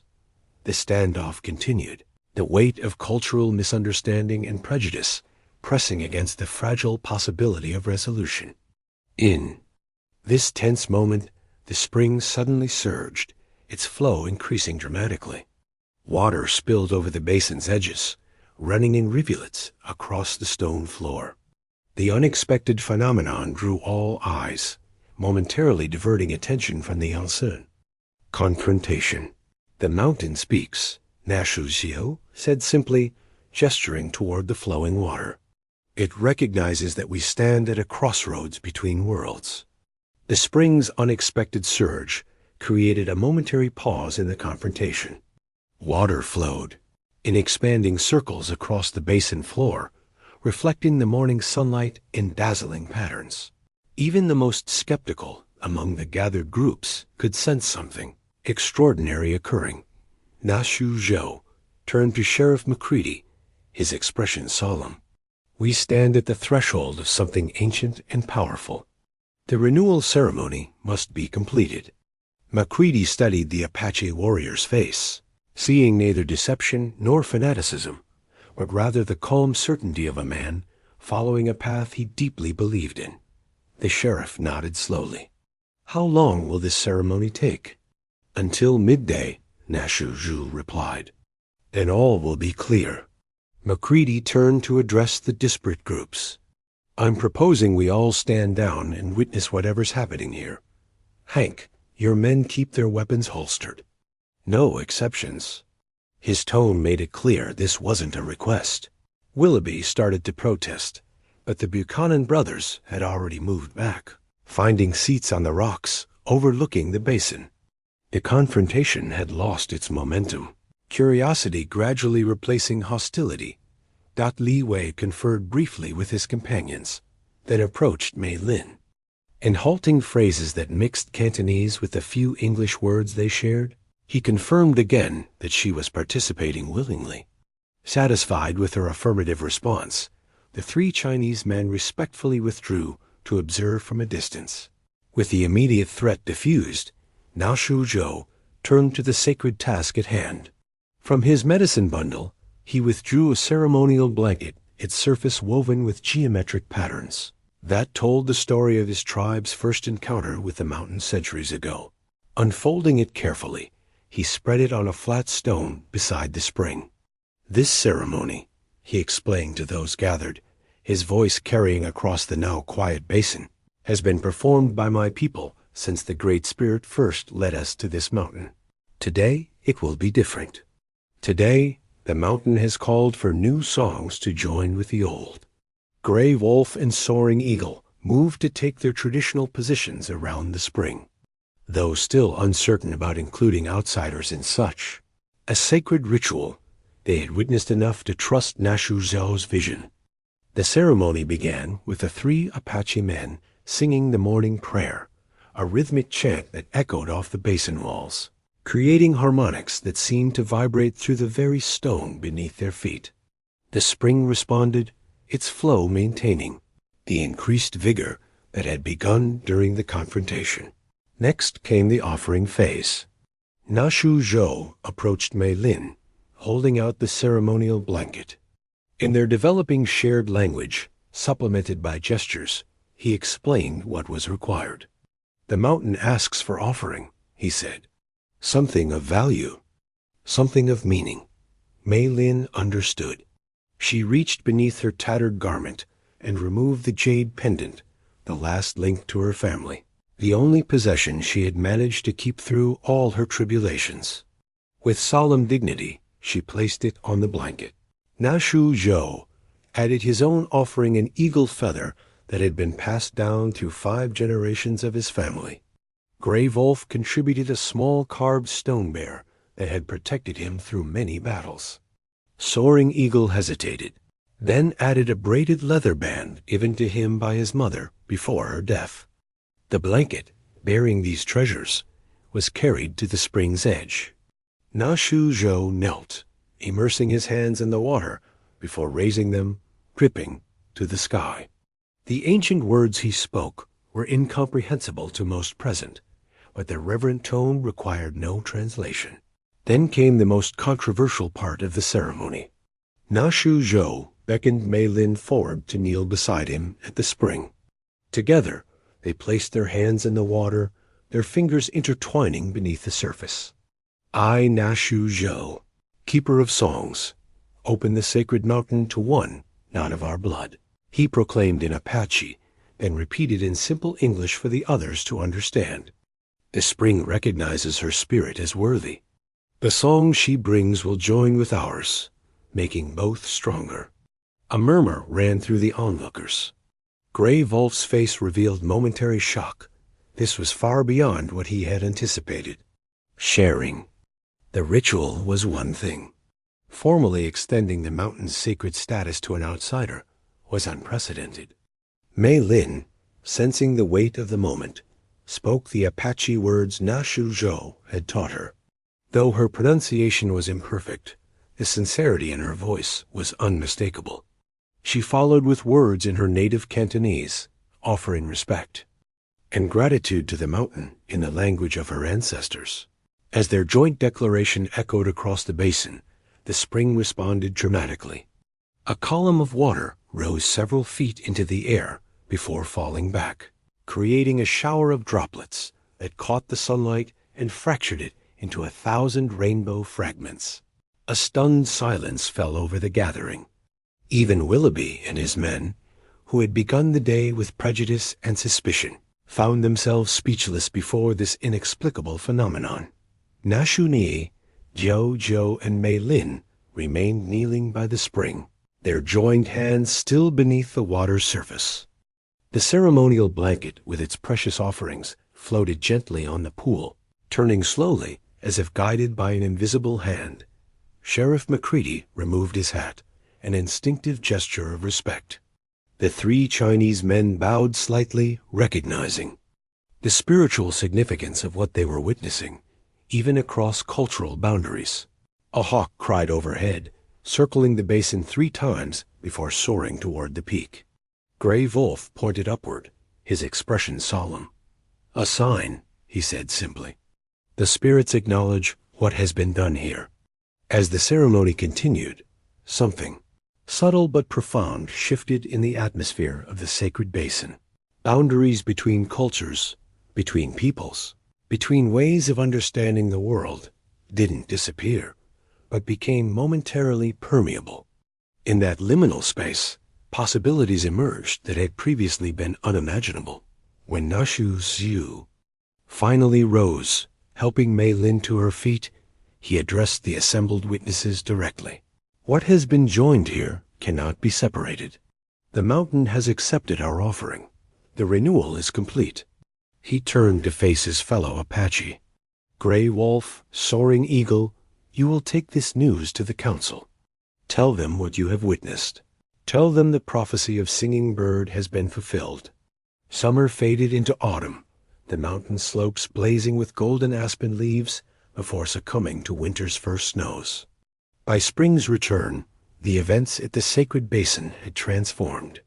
From controversy to legend, spreading through territories both Apache and settler, the mountain, once the exclusive spiritual domain of Náshŭ's tribe, had become something unprecedented, a place where different worlds converged.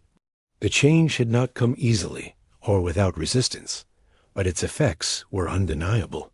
In a sheltered valley at the mountain's base, Mei Lin now lived in a dwelling that reflected her unique position, a traditional Apache lodge decorated with elements of Chinese design. The interior walls displayed a remarkable tapestry she had, woven over the winter months, combining the geometric patterns of Apache tradition with the flowing imagery of her homeland. The tapestry told the story of her journey, the auction block where 3 silver coins had changed her fate, the mountain path where understanding had first blossomed, and the sacred spring where 2 ancient traditions had recognized their shared essence. Those who saw it Apache, Chinese, and occasionally curious settlers found themselves moved by its beauty and the story it conveyed without words. Ji Zhou had faced the tribal council's judgment as promised. Old Bear and Broken Knife had argued forcefully for banishment, viewing his actions as unforgivable violations of sacred tradition.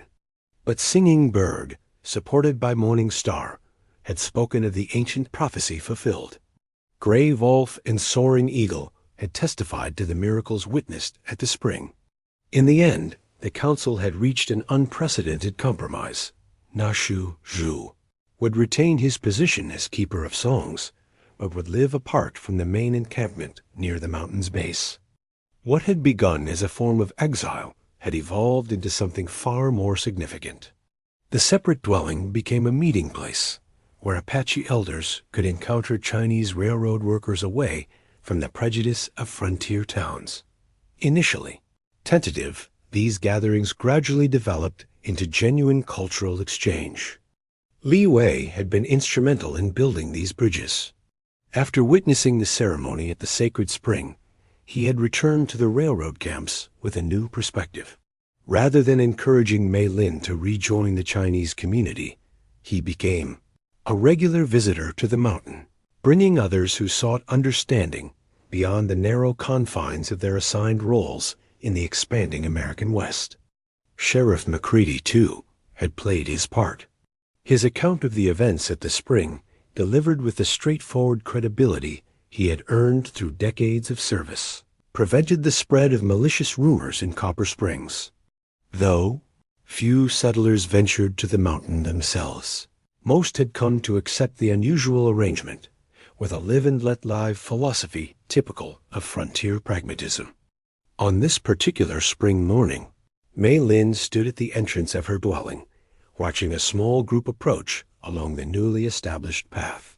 3 Apache women, led by Morning Star, carried baskets of traditional medicines and dyes. Behind them walked 2 Chinese men from the nearest railroad camp, bearing packets of seeds from their homeland and scrolls of calligraphy paper. This gathering had a specific purpose.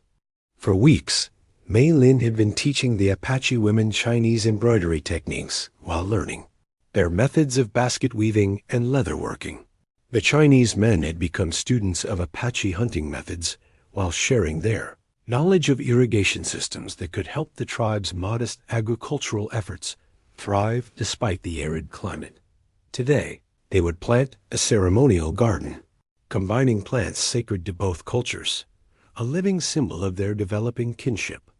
Náshŭ emerged from the dwelling, the dignity of his 63 years evident in his measured movements. The past months had etched new lines in his face, but his eyes held a quiet satisfaction that balanced the burden of defying generations of tradition. The eagle has returned to the North Ridge, he informed Morning Star in Apache. Its mate builds a nest larger than last season's. The news was received with approving nods. Eagles were sacred messengers in Apache belief. Their increased presence on the mountain was interpreted as spiritual endorsement of the changes taking place. As the visitors arranged their gifts and prepared for the day's exchange, Mei Lin and Náshŭ shared a glance of mutual understanding. What had begun as a desperate purchase at a frontier auction had blossomed into something neither could have imagined a genuine communion between peoples. Separated by oceans and centuries of divergent history, their relationship had evolved. As well, developing a depth that transcended conventional definitions. Not quite father and daughter, not quite teacher and student. They had become partners in a spiritual enterprise whose full meaning continued to unfold with each passing season. Later that day, as afternoon shadows lengthened across the valley, the mixed group gathered around a fire to share a meal. Languages intermingled: Apache, Cantonese, and frontier English, creating a hybrid communication that, while imperfect, allowed for genuine connection. One of the Chinese men produced a simple stringed instrument, its melancholy tones evoking distant mountains across the Pacific.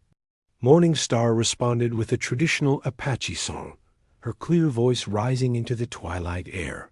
Others joined in, creating an impromptu harmony that belonged to neither culture exclusively, but honored both.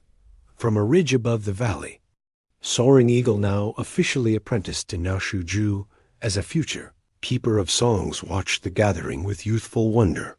Beside him stood Gray Wolf, whose initial skepticism had gradually yielded to reluctant acceptance, and finally, to genuine respect for what his old friend had initiated. The mountain chose wisely, Gray Wolf admitted, his gaze taking in the unprecedented gathering below. Even Old Bear now says the spring flows stronger than in living memory. Soaring Eagle nodded, his young face solemn with the weight of what he was witnessing and what it would mean for his generation to carry forward. They say even some of the white settlers have begun to ask questions about the mountain's power. The sheriff's deputy came yesterday, seeking medicine for his child's fever. The world changes, Gray Wolf observed. Perhaps this is how our people survive those changes, not by standing apart, but by sharing what is most sacred while keeping its essence intact. The fragile peace surrounding the mountain faced its greatest challenge 10 months after the ceremony at the sacred spring. A railroad surveying party, scouting routes for a new spur line, discovered copper deposits in the foothills, less than 5 miles from the mountain's base. Within weeks, a mining company from Denver had dispatched representatives to Copper Springs, and word of potential prosperity spread through the frontier town like wildfire. Sheriff McCready brought the news to Náshŭ and Mei Lin personally. Riding out to their dwelling, as first autumn leaves began to fall, his expression was grim as he dismounted, declining the customary offer of tea, a Chinese tradition that had become part of the mountain's unique protocols. Mining company men arrived yesterday, he explained without preamble. They've got government papers claiming mineral rights to a stretch of land that includes the western approach to the mountain. They're talking about bringing in 50 workers and equipment within the month. Náshŭ's face remained impassive, though a muscle tightened along his jaw. The sacred spring? Not directly threatened, McCready assured him. The claims don't extend that high. But the runoff streams, the lower hunting grounds, the valley where the Chinese workers had been planting their gardens, all within the claim boundaries. Mei Lin, who had been carefully tending a small fire, joined them with evident concern. At 19, she had transformed from the frightened girl of the auction block into a confident young woman who moved between cultures with remarkable grace. The past months had taught her enough English to follow the conversation. What can be done? She asked simply. McCready sighed, removing his hat to run fingers through graying hair. Legally? Not much. The government's eager for mineral development. They've given these mining operations broad authority. He hesitated. But I thought you should know before rumors reached you. And there's something else. From his saddlebag, he produced a tattered newspaper. Railroads bringing in 100 new Chinese workers for the mining operation. Contract labor. Conditions. Not much better than what you escaped, Mei Lin. This news rippled through the mountain community with devastating effect. By nightfall, representatives from both the Apache tribe and the Chinese railroad workers had gathered at Náshŭ dwelling. The atmosphere was tense, the fragile trust built over months, suddenly strained by external threat. Old Bear, who had reluctantly accepted the cultural exchange after witnessing the spring's increased flow, now paced with agitation. "This is the consequence of opening our sacred places to outsiders," he declared, glaring at the Chinese men present. Now more come, digging into the mountain's flesh for metal. Li Wei, who had become a respected figure among both groups, shook his head firmly. "These are not our decisions. The mining company uses Chinese workers because they are paid half what white men receive and treated as expendable. My people suffer from this as much as yours." Tensions escalated as the night progressed, old prejudices resurfacing under the pressure of this new threat. Voices rose, accusations flew, and the tenuous harmony that had developed around the mountain seemed on the verge of shattering dot in this volatile moment. Mei Lin stepped forward, raising her hand in the Apache gesture that called for silence. To everyone's surprise, the quarreling groups gradually quieted. "We speak as if we are still separate," she said, her voice clear in the firelight. "Apache, Chinese, white settler. But the mountain has taught us another way." She turned to Náshŭ. "Tell them what happens when the spring waters mix with the valley streams." The old warrior nodded, understanding her intent. "The waters join, becoming stronger together than apart. They nourish different plants on different slopes, yet all are fed by the same source. We face a common threat," Mei Lin continued. "Not each other. The mining company sees only profit, not sacred waters or ancient traditions. They will use my countrymen's labor until their bodies break, just as they will tear open the earth you call holy." A contemplative silence followed her words. Morning Star was the first to speak from the Apache side. "The girl speaks wisdom. Our strength is in our unity, not our division." Li Wei translated for his companions, then added, "But what can we do against government papers and mining companies?" Sheriff McCready, who had remained silent during the heated exchange, cleared his throat. "There might be a way. Not through force, that would only bring the cavalry down on all of you, but through something these mining men understand: negotiation." By dawn, an unprecedented council had formed 3 Apache elders, 3 Chinese, community leaders, and Sheriff McCready representing the settler perspective.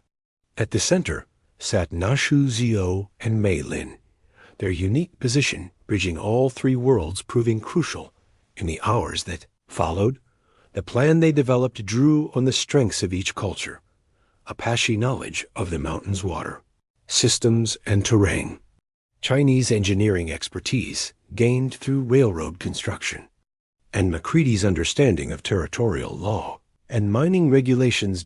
An ancient treaty scroll was produced from the tribal archives, a document signed 40 years earlier by U.S. government representatives that had been conveniently forgotten. Though its provisions had been circumvented numerous times, it specifically protected certain water rights that the mining operation would inevitably violate. To this legal foundation, they added practical leverage. The Chinese workers already living near the mountain would contact relatives among the incoming laborers, explaining the sacred nature of the land and encouraging resistance to any desecration. The Apache would demonstrate how the mining operation would contaminate water sources used by settlements downstream, including Copper Springs itself. As the council concluded, Soaring Eagle now, a young man of 21, raised a critical question. Who will speak for us to the mining men? They will not listen to Apache or Chinese with respect. All eyes turned to Sheriff McCready, who nodded. Solemnly, "I'll present your case, but not alone." He gestured to Náshŭ and Mei Lin. "The strength of your position lies in your unity. They should see it firsthand." And so it was decided. 3 representatives from cultures that had once viewed each other with suspicion and hostility would stand together before the powers, threatening their fragile harmony. a test of whether the bridge built between worlds could bear the weight of outside pressure. As the council dispersed, Náshŭ and Mei Lin climbed to a high point, overlooking both the sacred mountain and the valleys where mining would begin. The morning sun illuminated the landscape, highlighting its vulnerability and its enduring strength. The mountain has faced many threats, and Náshŭ observed quietly. It remains when all else passes. Mei Lin nodded, her hand finding the jade pendant that had been returned to her after the ceremony, now hanging alongside an Apache protection amulet. Some battles are fought with weapons, she replied, others with wisdom. The mountain has taught us which is stronger. 5 years had passed since the day at the auction block. The mountain stood as it had for millennia, unchanged in its essential nature, yet transformed in its meaning to those who lived in its shadow. At its peak, beside the sacred spring now flowing more abundantly than in living memory, a memorial stone had been placed, carved with symbols from both Apache and Chinese traditions. It bore witness to the unlikely union that had begun with 3 silver coins. The mining company had eventually retreated, not through force, but through the unexpected alliance that confronted them. The ancient treaty Sheriff McCready produced had created legal complications. The unified resistance from prospective Chinese workers had made labor recruitment difficult. And when several Copper Springs businesses sided with the mountain's defenders, recognizing that contaminated water would affect their own livelihoods, the economic calculations shifted decisively. On this clear autumn day, Náshŭ, now approaching his 68th year, made his way slowly up the familiar path to the spring. Age had bent his once towering frame, but his eyes remained clear, his purpose undiminished. Beside him walked Mei Lin, no longer a frightened girl, but a woman of 24 whose quiet authority was recognized by Apache, Chinese, and settler communities alike. Behind them came a procession unlike any the mountain had witnessed before. Apache children walking alongside the sons and daughters of Chinese railroaders. Tribal elders engaged in animated conversation with Chinese community leaders. Even a few trusted settlers, including Sheriff McCready's deputy, who had married a Chinese woman the previous spring. They gathered at the basin surrounding the sacred spring for what had become an annual ceremony, the renewal of worlds. What had begun as Náshŭ's solitary ritual, then expanded to include Mei Lin, had evolved into a celebration that honored the distinct traditions of multiple cultures while acknowledging their shared reverence for the mountain. As keeper of ceremonies, Náshŭ began with the traditional Apache blessing, his deep voice carrying across the basin. Mei Lin followed with words in Cantonese, the Chinese participants bowing respectfully. Then together they performed the water ritual, dipping their hands into the spring and raising them to the sky in unison. The most solemn moment came when Náshŭ produced a small leather pouch. Opening it carefully, he revealed 3 silver coins, the same ones he had placed in the auctioneer's palm 5 years earlier. These had been returned to him by Sheriff McCready, who had tracked down the auctioneer and purchased them back at considerable personal expense. With these coins, Náshŭ proclaimed, his voice carrying despite its aging timbre, a single life was purchased. But from that purchase, many lives were changed. He handed the first coin to Soaring Eagle, who had become his formal apprentice in the ways of the Keeper of Songs. This coin represents our past, the traditions we honor and preserve. The second coin he gave to Li Wei, who had become the recognized leader of the Chinese community near the mountain. This coin represents our present, the unity we have forged through understanding and respect.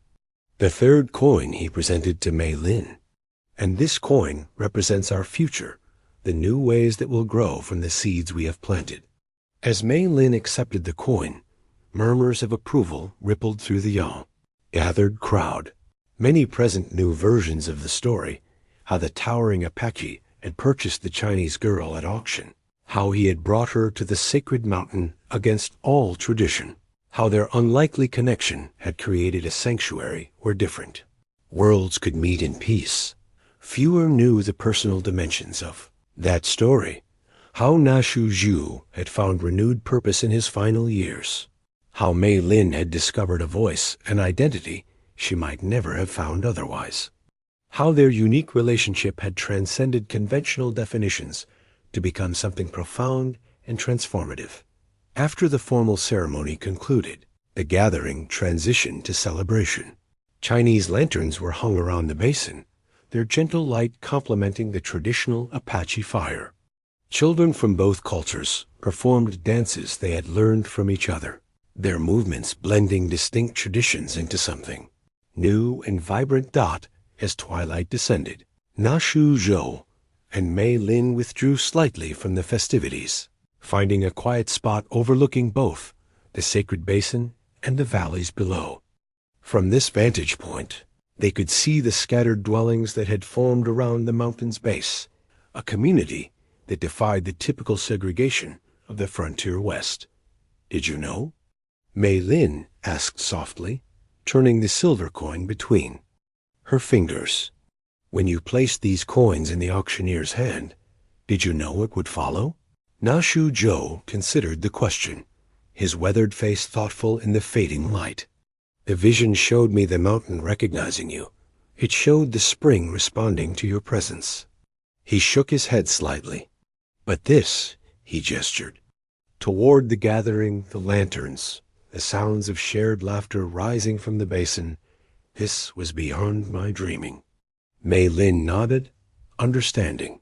"My grandmother taught me that the smallest stone creates ripples that reach distant shores. Your 3 coins have created ripples that continue to spread." Below them, a young Apache boy was carefully writing Chinese characters under the guidance of an elderly railroader, while nearby, a Chinese girl practiced traditional Apache basket-weaving techniques. Sheriff McCready's successor, a younger man with progressive ideas, conversed with tribal elders about the region's future development. "The coins purchased one life," Náshŭ observed, "but the mountain's wisdom showed us that no life stands alone. All are connected, like streams flowing from the same spring." As darkness settled fully over the mountain, stars appeared in the vast desert sky, unchanged since the first humans had looked upward in wonder. The memorial stone caught the firelight, its carved symbols throwing long shadows across the basin floor. 3 silver coins, ordinary objects, transformed into sacred symbols, continued their work of building bridges between worlds that once had seemed impossibly distant. And the mountain, ancient beyond human reckoning, cradled them all in ageless arms, bearing witness to the endless cycle of separation and reunion, of boundaries drawn and transcended, of wisdom lost and rediscovered through the turning of the seasons and the passing